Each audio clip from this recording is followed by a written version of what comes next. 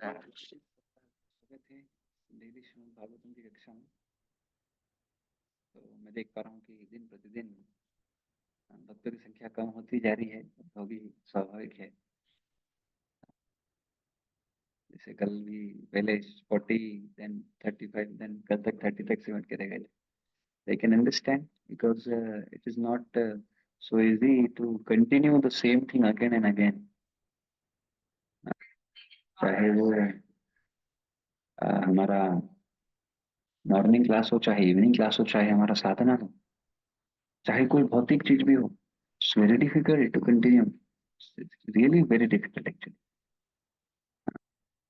कोई चीज एक बार करना आसान है, बार बार करना बहुत मुश्किल है, और वो भी सही चीज और मुश्किल है।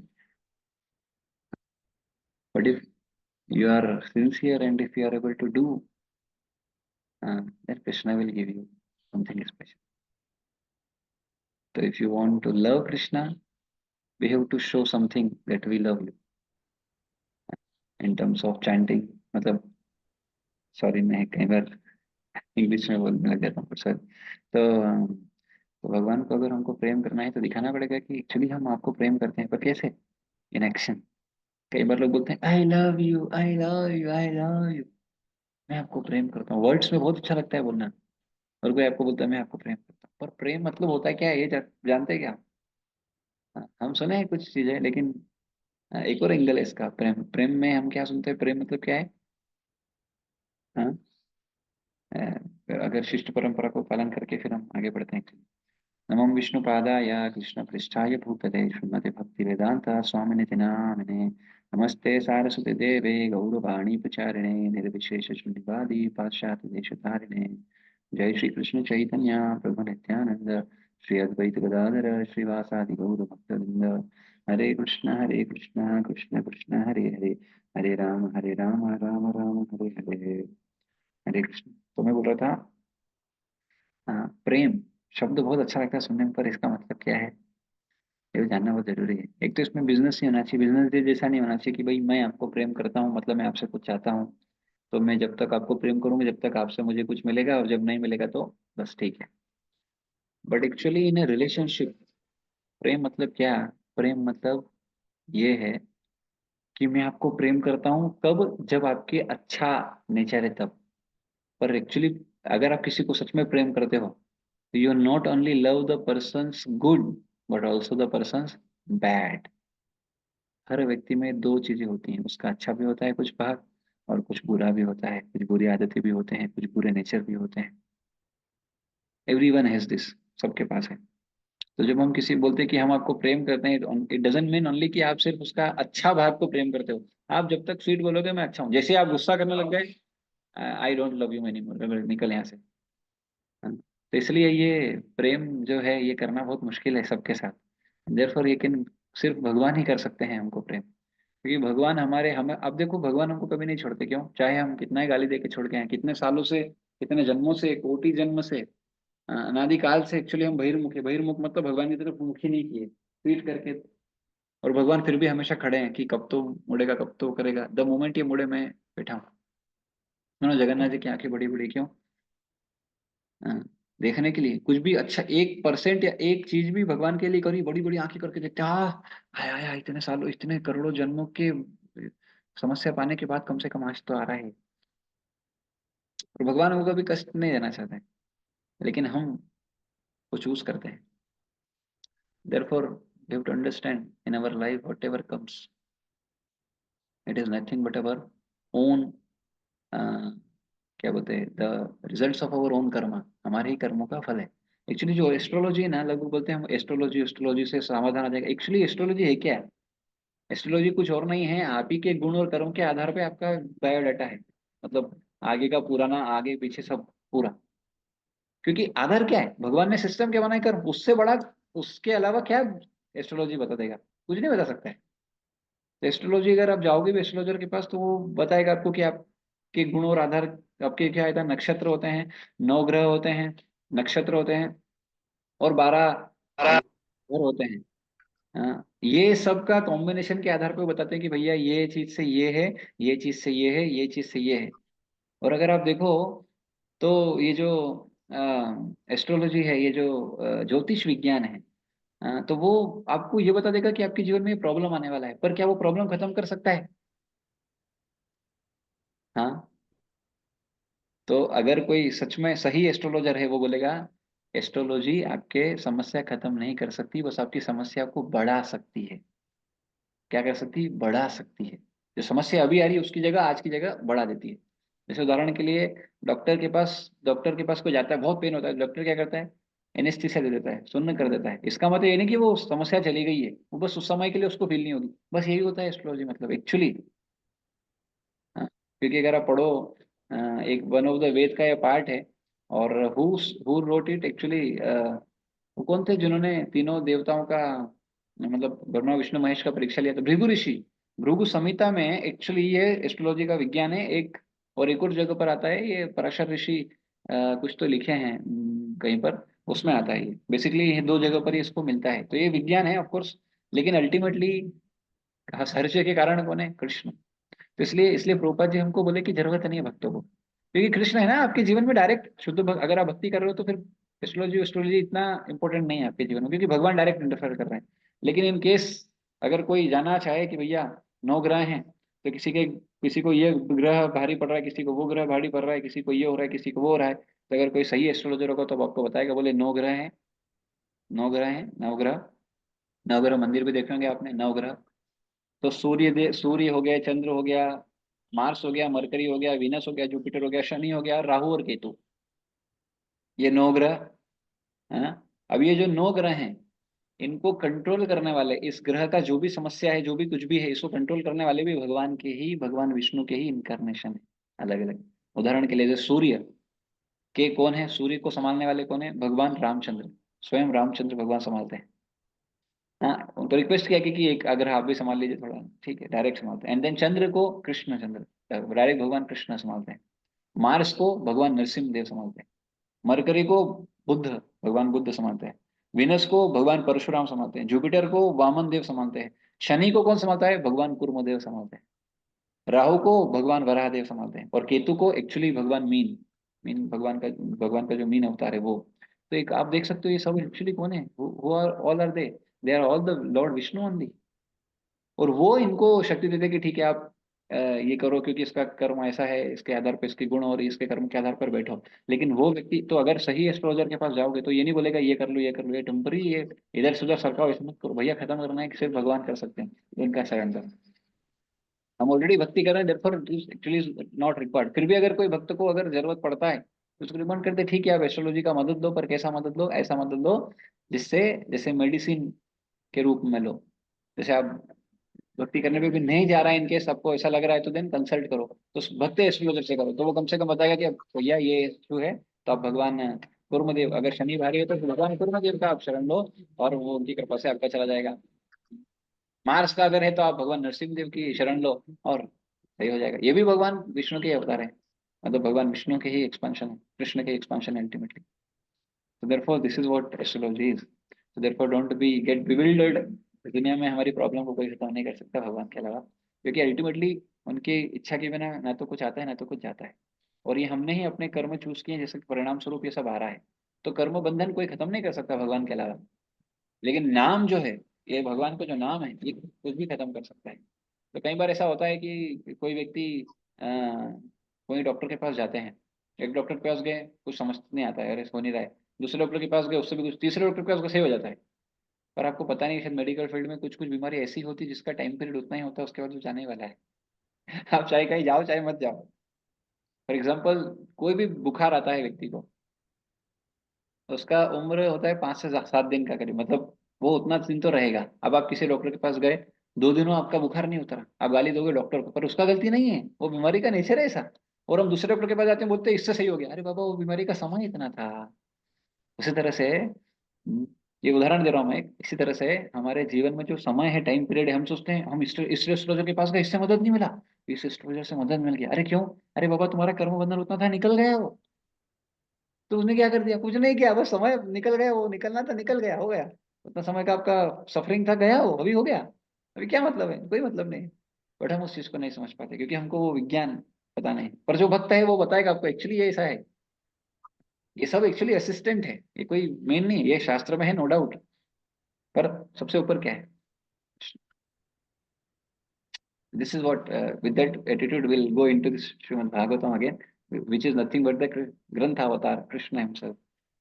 तो चलिए, तो हम 8 श्लोक तक चर्चा की, तो 9वें श्लोक को चर्चा करते हैं। तत्र तत्रानसायुष्मन् भवता यद्विनिश्चितं पुंसामेकान्ततः श्रेयास् तन्ना संसितुमर्हसि। अतएव दीर्घायु की कृपा प्राप्त आप सरलता से समझ में आने वाली विधि से हमें समझाइए कि आपने जन साधारण के समग्र एवं परम कल्याण के लिए क्या निश्चित किया है। वो अपना अपना कल्याण के लिए नहीं पूछ रहे हैं, जन सामान्य के लिए, सबके। अभी क्या है, मान लो कोई ग्रेट व्यक्ति है, उसके पास आप गए, बोले आप सब बताओ। बोले सब बताओ मतलब क्या है? तो बोले सब मतलब सब कुछ, बहुत सारी चीजें मत बताओ। उन्होंने स्पेसिफिक प्रश्न पूछा, आप ये बताओ।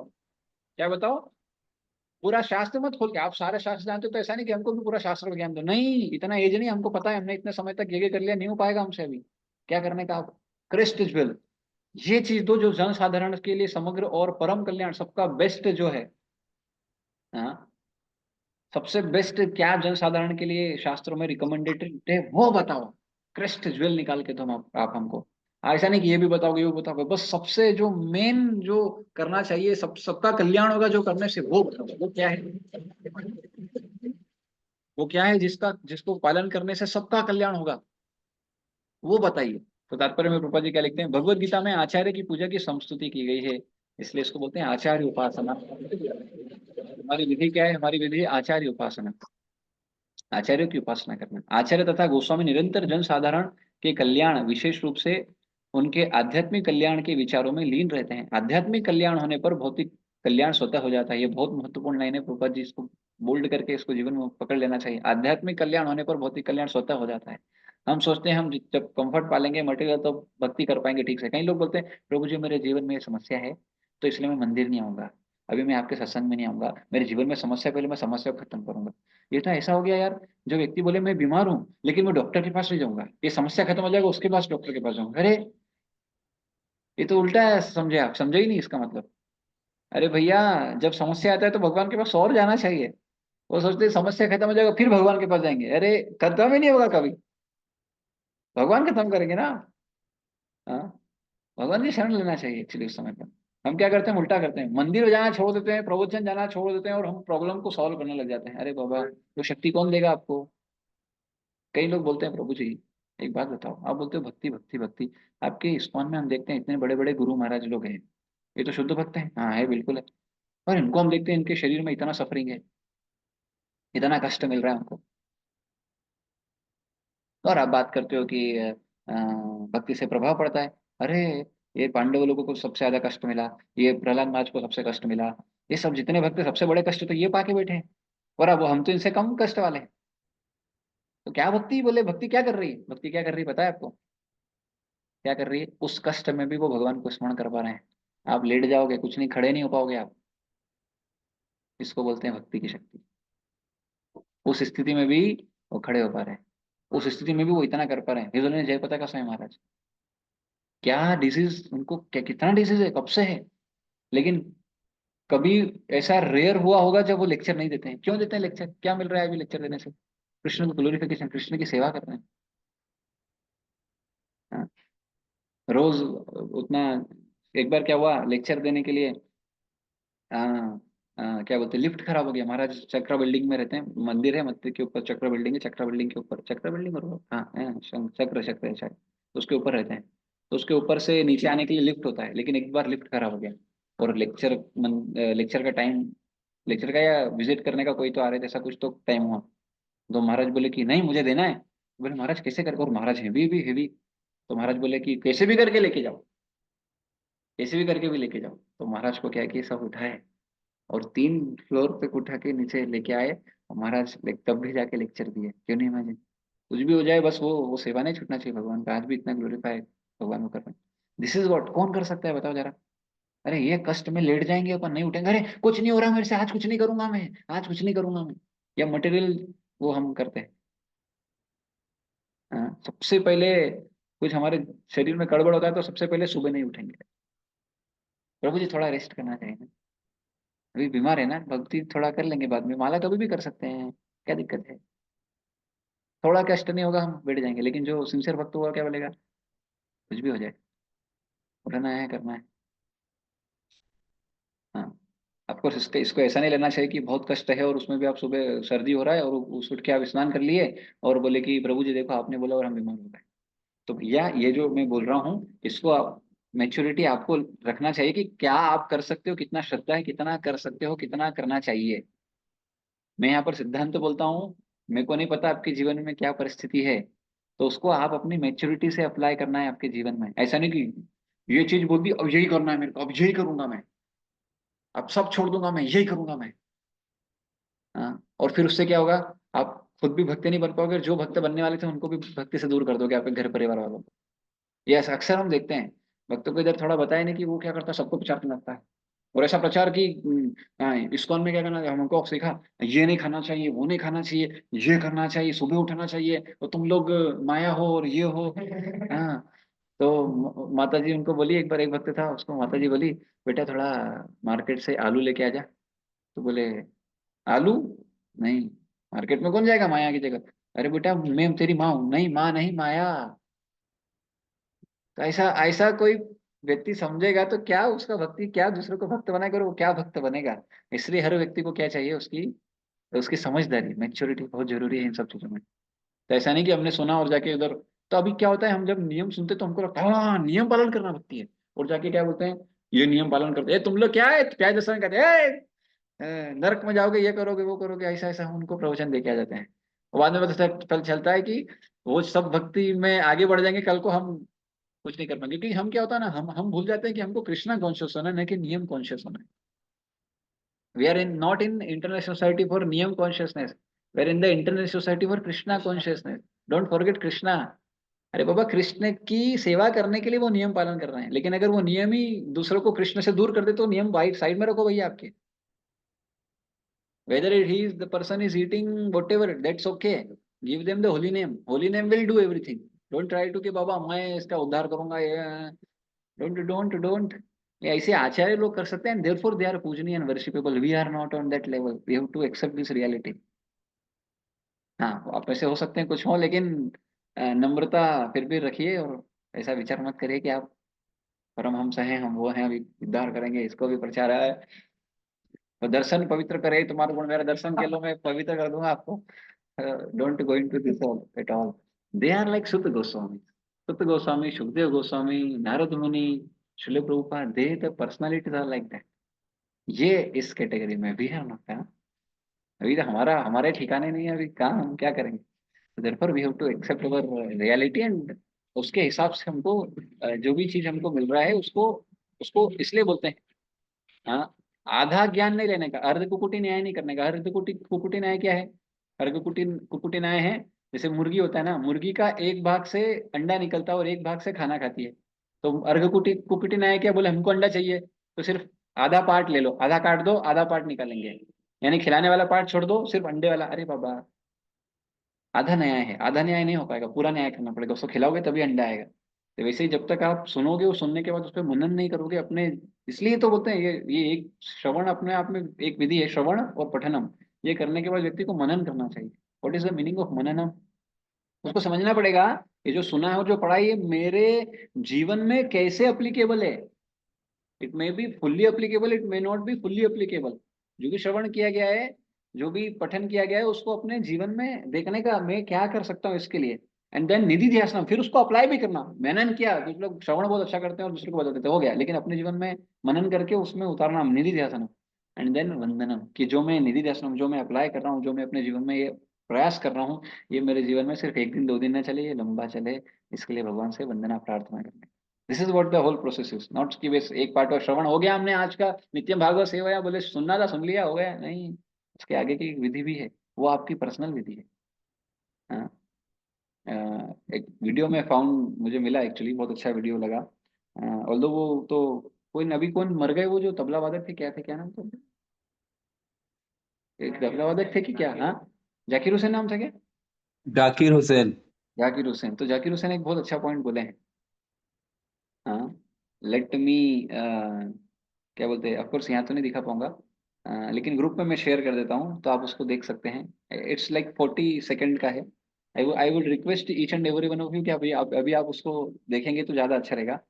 अ, तो मैं बस उसको शेयर करूँ, देन आगे हम बढ़ते हैं फिर, नो डाउट। तो वेर इज अवर ग्रुप या, जस्ट देखिए उसको क्या है उसमें। इट्स वेरी वेरी वंडरफुल, उन्होंने एक बात बोली बहुत इंपॉर्टेंट।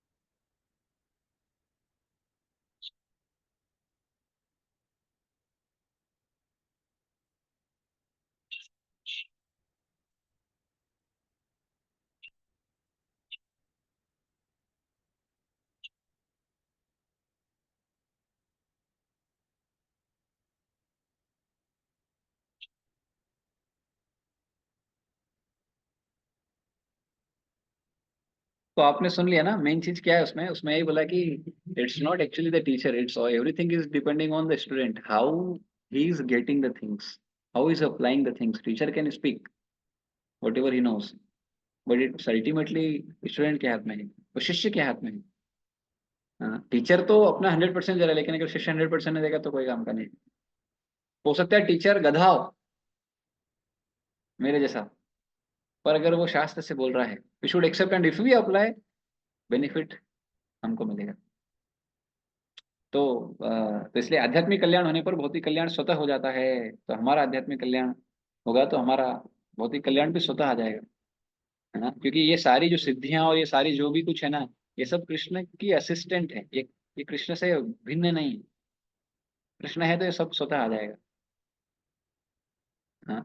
और भगवान इसलिए गीता में बोलते हैं, सर्वधर्मान् परित्यज्य माम एकम शरणं व्रज अहम तुम सर्व पापेभ्यो मोक्षयिष्यामि मा शुचः। तो बोले पाप कौन खत्म करेगा, अब कर्म बंधन कौन खत्म करेगा। इसलिए कृष्ण, इसलिए Gita is more merciful and of course Bhagavatam also. अतएव आचार्यगण सामान्य जनता को आध्यात्मिक कल्याण के लिए उपदेश देते हैं। इस कलयुग का कलह प्रिय लोह युग की अक्षमताओं को देखते हुए मुनियों ने सुत गोस्वामी से प्रार्थना की कि वे सारे शास्त्रों का निचोड़ प्रस्तुत करें। निचोड़ चाहिए हमको, क्योंकि इस युग के लोग सभी प्रकार से पतित हो गए हैं। अतः मुनियों ने समग्र कल्याण की जिज्ञासा की, यही लोगों का परम कल्याण है। इस युग के लोगों की पतित अवस्था का वर्णन निम्नलिखित प्रकार से होता है। आप बोल सकते हो अरे ऐसा क्यों बोल रहे हैं ये लोग। हाँ, अभी तो इनके पास तो आयु है, हमारे पास आयु नहीं है, लेकिन उनके पास तो आयु है, वो लोग तो अच्छे से सब कुछ सुन सकते समझ सकते हैं। चलो हमारी बात थी, लेकिन वो क्या बोल रहे हैं, बोले क्योंकि हमारी सबकी स्थिति क्या है, सबकी स्थिति वर्णन कर रहे हैं वो, एक की नहीं। सबकी स्थिति क्या है, तो कलयुग के सिम्टम है। इस श्लोक में बहुत इंपॉर्टेंट श्लोक है, one of the most important श्लोक आज, जो कलयुग के लोगों के बारे में बता रहा है कि कलयुग के लोग कैसे हैं। प्रायण अल्पायुषा सभ्या कलावस्मिन युगे जना मंदा सुमंद मतयो मंद भाग्या उपद्रुता। हे विद्वान, कली के इस लोग युग में लोगों की आयु नीन है। बोले क्या गड़बड़ है, सबसे पहले तो आयु कम है। कम आयु में कितना पढ़ेगा, कितना समझेगा, क्या क्या जानेगा, क्या क्या समझ लेगा, कुछ नहीं समझ पाएगा। इसलिए आप निचोड़ दो, मतलब निचोड़ दो मतलब व्यक्ति को मत निचोड़ दो, शास्त्रों का निचोड़ दो। और वे झगड़ालू हैं, क्या करते हैं झगड़ा। क्यों झगड़ा करते हैं, ईगो इतना ही है इनका, एक दूसरे की सुनेगा नहीं, दूसरा एक दूसरे की सुनेगा नहीं।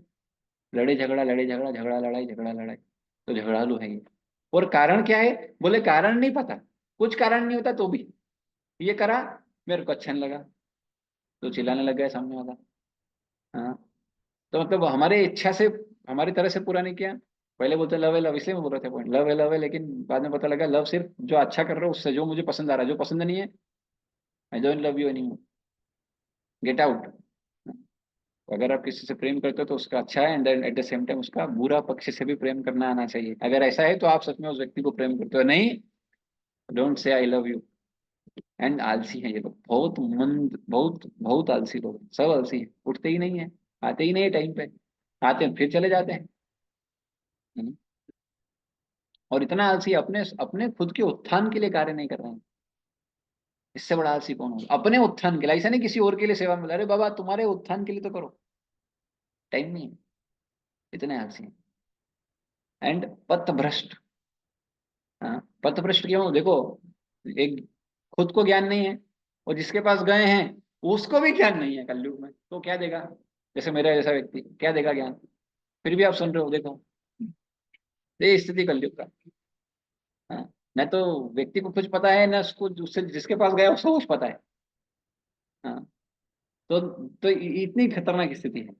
मंदा मतलब खुद तो मंद है, उनको खुद को कुछ समझ नहीं आता है, लेकिन उसके साथ साथ क्या है, सुमंद मत ही हो। तो जिसके पास जाते हैं उसका भी मति कौन सा ऊंचा है जो वो कुछ बता देगा। एंड देन लास्ट में क्या है, मंद भाग्या। और इतने अभागे हैं, दे आर सो अभागे लोग हैं।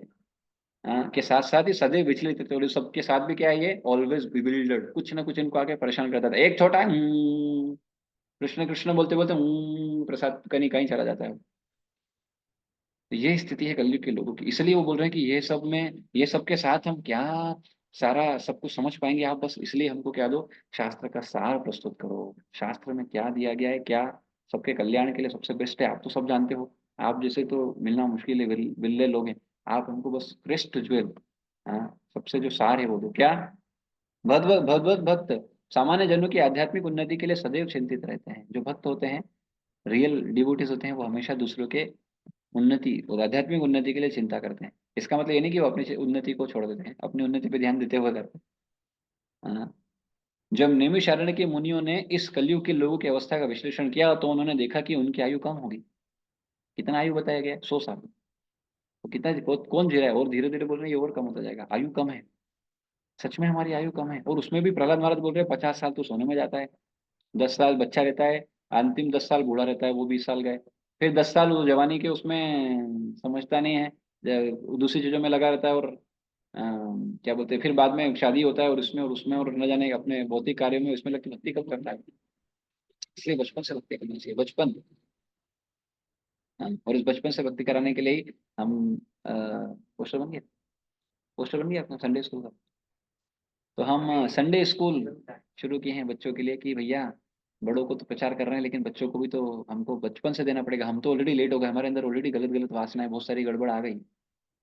लेकिन बच्चों को तो हम कम से कम प्रोटेक्ट करें। हम अपने आप को नहीं बचा पाए, कम से कम अपने बच्चों को तो बचाएं। And therefore we are starting from this Sunday only. Sunday से क्या कर रहे हैं, संडे स्कूल।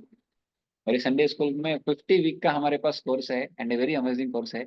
उसमें बच्चों का ओवरऑल डेवलपमेंट है, स्टोरी टेलिंग रहेगा, श्लोका सीखेंगे गीता के, मंगलाचरण रहेगा, एंड देन स्टोरी से लेसन रहेंगे बहुत अमेजिंग अमेजिंग, और अलग अलग एक्टिविटीज रहेंगी। और क्या, हाँ, हनुमान चालीसा एंड ऑल, इन इस तरह से बहुत सारी चीजें, उनको सब कुछ ओवरऑल डेवलपमेंट, ऐसा नहीं कि सिर्फ कृष्ण कृष्ण, बाकी सब भी जो हमारा पूरा कल्चर है वो सब उनको मिलेगा। तो अगर कोई बच्चे हैं छोटे छोटे, छोटे मतलब may be 4 to what ever, जो भी बच्चे हैं जो इस क्लास में नहीं आ पाते हैं, उस क्लास में आ सकते हैं। मतलब वो, लेकिन संडे संडे रहेगा अभी फिलहाल 50 weeks. And very amazing course है, उसका डिजाइन किया हुआ है। और तो ओके। तो कलयुग में लोगों की आदत आयु कम है। आयु कम होने के कारण अपर्याप्त आहार नहीं, अपितु अनियमित आदतें हैं। कलयुग में आयु कम होने तो ठीक है, अपर्याप्त आहार, सही आहार नहीं हमको, अभी तो मिक्स सब तो मिलावट खा रहे हैं हम, क्या है, शुद्ध बोलेंगे आप। एंड देन अपितु अनियमित आदतें हैं। और आदतें सबसे खतरनाक स्थिति जो है, आदतें अनियमित, तो खाने का समय फिक्स है ना, तो सोने का समय फिक्स है। पहले के लोग अ, घर में खाते थे, बाहर निकालने जाते थे। अब के लोग उल्टा करते हैं, बाहर खाते हैं, घर में निकालने जाते हैं। पूरा उल्टा है, आदतें भी इनकी गड़बड़ है। सब उल्टा ही चल रहा है, कलयुग मतलब पूरा उल्टा ही हो गया है। अधिक भोजन करना, या तो ज्यादा खाएगा, अधिक इंद्रिय तृप्ति। अच्छा मिल गया तो खूब भर के खा लेगा, फिर बोलेगा हाँ प्रभु जी, प्रभु जी पेट में दर्द हो रहा है, तो भाई दर्द होगा, इतना गले तक खा के आया है तो दर्द नहीं होगा तो क्या होगा। हाँ, तो कितना खाना है, अपने को समझना है अपना पेट कितना है। प्रोपाद हमेशा बोलते थे कि जितना आपका पेट खा सकता है, जितना आपके शरीर की कैपेसिटी, उसका 50% खाने का, 25% हवा से भरने का, और 25% वाटर से भरने का। This is the best. तो उसको डाइजेशन के लिए समय मिलेगा, इतना खा लेगा तो डाइजेशन कैसे होगा। पूरा पेट ही भर दिया, अब हवा में नहीं जा रहा है, पानी में नहीं, तो क्या करेगा वो। तो इसलिए अधिक भोजन करना, अधिक इंद्रिय तृप्ति, दूसरों की दया पर अत्यधिक आश्रित रहना। हाँ, मैंने दूसरे हमारा कल्याण, दूसरों के ऊपर आश्रित रहना है, हम भगवान के ऊपर आश्रित रहना। एंड एवं रहन सहन के कृत्रिम मानक मनुष्य की प्राण शक्ति तक को चूस लेते हैं। फलस्वरूप जीवन की अवधि घट जाती है। इस युग में लोग न केवल इस युग में लोग न केवल भौतिक दृष्टि से, अभी तो आत्म साक्षात्कार के मामले में भी अत्यंत आलसी है। यह मनुष्य जीवन विशेष रूप से आत्म साक्षात्कार के लिए मिला है, अर्थात मनुष्य को जानना चाहिए कि मैं क्या हूँ, संसार क्या है, और परम सत्य क्या है। मनुष्य जीवन वह साधन है जिससे जीव इस भौतिक जगत में कठिन जीवन संघर्ष को के कष्टों को मिटा सकता है और अपने सनातन घर भगवान धाम को लौट सकता है, किंतु भ्रष्ट शिक्षा पद्धति के कारण लोगों में आत्म साक्षात्कार की इच्छा ही नहीं उठती। ये पद्धति खतरनाक है भैया, एजुकेशन खतरनाक है, पूरा गड़बड़ है। यदि वे इसके विषय में जानते भी हैं तो दुर्भाग्यवश वे पथ भ्रष्ट शिक्षकों की शिकार बन जाते हैं, गलत गलत व्यक्ति से मिल जाते। फिर इस युग में लोग न केवल विभिन्न राजनीतिक वर्गों तथा दलों के शिकार हैं, अपितु विभिन्न प्रकार के इंद्रिय तृप्ति करने वाले विपथनों से भी ग्रस्त हैं, जैसे कि सिनेमा। अभी मैं पूछूं कौन है आप में से जो सिनेमा नहीं गया? हार्डली एक आध कोई होगा, जो ऐसा बहुत रेयर होगा जीवात्मा जो कोई सिनेमा नहीं गया। और सिनेमा में क्या देख के आए हम? 3 घंटे तक कचरा लेके आते हैं, और फिर वो बाद में माइंड में बम्बारमेंट होता है, फिर वो क्या पता जब में आ जाता है, वो हीरो हीरोइन के साथ खेल रहा है, घूम रहा है, वही सब याद आता है। और क्या याद आता है? कब याद आता है? सब गंदगी आता है उस समय पर, बाहर बोले अरे यार कहाँ देख के आया है। अभी तो विभिन्न प्रकार की इंद्रिय तृप्ति करने वाले विपतनों से भी ग्रस्त है, जैसे सिनेमा, खेलकूद, जुआ, क्लब, संसारी पुस्तकालय, बुरी संगति, धूम्रपान, मदिरापान, छलावा, चोरी, मनमुटाव आदि आदि अनेक अनेक व्यस्तताओं के कारण उनके मन सदैव विचलित एवं चिंताओं से ग्रस्त रहते हैं। इस युग में अनेक धूर्त लोग अपने अपने धार्मिक पंथ खड़े कर देते हैं, फिर ये बाबा वो बाबा, बाबा ही बाबा, जो किन्हीं शास्त्रों पर आधारित नहीं होते। न तो इनका आधार कोई शास्त्र है, न तो किसी गुरु शिष्य परंपरा में है, बस इनको कहीं से तो चालू हो गए और योगा सही होगा, और योग करो और भगवान बन जाओ। हाँ, ये सब अलग अलग प्रलोभन और अलग अलग चीजें, लोग उसमें फंस भी जाते हैं। प्राय ऐसे लोग ही जो इंद्रिय तृप्ति के व्यसनी हैं, ऐसी संस्थाओं के प्रति आकृष्ट होते रहते हैं। और उनको बोलो कि नियम पालन करना, नियम पालन नहीं करना। हमारे गुरु जी अच्छे, कोई नियम नहीं, जो करना है करो, बस इनाम ले लो, तुम्हारा उद्धार हो जाएगा। कोई नियम पालन नहीं है। हाँ, लेकिन वो सारे नियम पालन करते हैं, लेकिन हमको बोला हाँ जरूरत नहीं है, क्यों? तुम नहीं कर पाओगे। भैया कहाँ पर लिखा है कि ये व्यक्ति कर सकता है, वो व्यक्ति नहीं कर? सबके लिए मानव शास्त्र किसके लिए? एक व्यक्ति के लिए क्या? सबके लिए। फिर उसने ऐसा थोड़ी बोला कि ये इसके लिए उसके लिए नहीं, ऐसा कहाँ बोला है? वेदर इट इज मेंशनड, कहीं नहीं। पर फिर भी ये नहीं है, ये सिर्फ साधुओं के लिए, ये गृहस्थों के लिए नहीं है, वेर इट इज मेंशन हो गया। लेकिन कुछ लोग ऐसे तर्क देते हैं।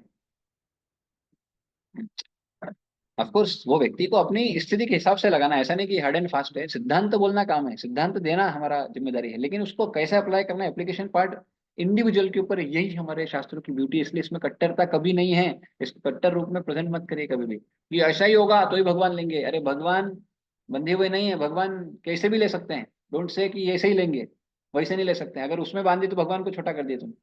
बांध दिए, भगवान बंधवा कर किसी बंधन में नहीं है। हाँ, भगवान बोले कि ऐसे लिबरेट करूंगा, इसका मतलब नहीं कि ऐसे ही करेंगे, किसी भी तरह से कर देंगे। भगवान को हमारे जैसे उसमें नहीं डालने का। जो किन्हीं शास्त्रों पर आधारित नहीं होते, प्राय ऐसे लोग उन्हीं तत्व की वसनीय ऐसी संस्थाओं के प्रति आकृष्ट होते रहते हैं। फलस्वरूप धर्म के नाम पर अनेक पाप कर्म किए जाते हैं, जिसके कारण लोगों को न तो मानसिक शांति मिल पाती, न स्वास्थ्य लाभ हो पाता है। अब छात्र ब्रह्मचारी वर्ग का पालन नहीं किया जाता, और गृहस्थ लोग गृहस्थ आश्रम के विधि विधानों का पालन नहीं करते। फलस्वरूप तथाकथित वानप्रस्थ एवं सन्यासी जो ऐसे गृहस्थ आश्रमों से आते हैं, अनेक अपने कठोर पथ से आसानी आसानी से विचलित हो जाते हैं। कलयुग में सारा परिवेश श्रद्धा विहीनता से पूर्ण है। लोग अब आध्यात्मिक मूल्यों में रुचि नहीं दिखाते।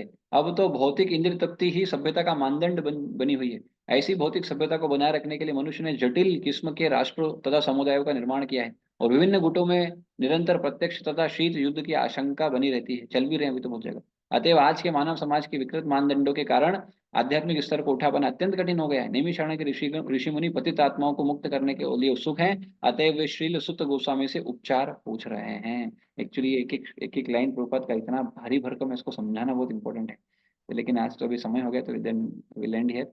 कल थोड़ा इसमें से और चर्चा करेंगे, कुछ अच्छे अच्छे, बहुत अच्छे अच्छे पॉइंट्स एक्चुअली इसमें, एक एक शब्द, एक एक जो सिनेमा और खेल कूद, इसके ऊपर बहुत कुछ समझाया जा सकता है। बड़े नहीं तो यहाँ पर हम विराम देते हैं। जय ग्रंथा श्रीमद् भागवतम की जय, श्रील प्रभुपाद की जय, निताय गौर प्रेमानंदे, हरि हरि बोल। अभी किन्हीं को कुछ बोलना है तो बता सकते हैं, अदरवाइज एंड करेंगे यहाँ पे पूरा। Is there anything? कुछ किन्हीं को बोलना है, पूछना है? Okay, नहीं है तो ठीक है, तो फिर हम एंड करते हैं यहाँ पर। Thank you everyone. Amit Prabhu ji, Anil Prabhu ji, Anshika माता जी, भारती माता जी, कशिश माता जी, कृष्णा माता जी, मनीषा माता जी, नम्रता माता जी, निखिल प्रभु जी, पूर्णिमा माता जी, प्रहर्ष प्रभु जी, राधा सखी माता जी, राहुल चतुर्वेदी प्रभु जी, संचित कोचर प्रभु जी, संगीता यादव माता जी, शरद दोगने प्रभु जी, श्रीदामा सक्ता प्रभु जी, श्रीदामा दास प्रभु, सॉरी, एंड सुनैना माता जी। Thank you everyone. और इतना टॉलरेट कर रहे हैं आप लोग, मानना पड़ेगा। आप लोग सच में भक्त हैं, टॉलरेट कर पा रहे हैं इतना। तो अभी एंड करते हैं, कल शाम को फिर गीता क्लास में मिलेंगे। जय श्री प्रभुपाद की जय, जय गो प्रेमानंदे, हरि हरि कृष्ण।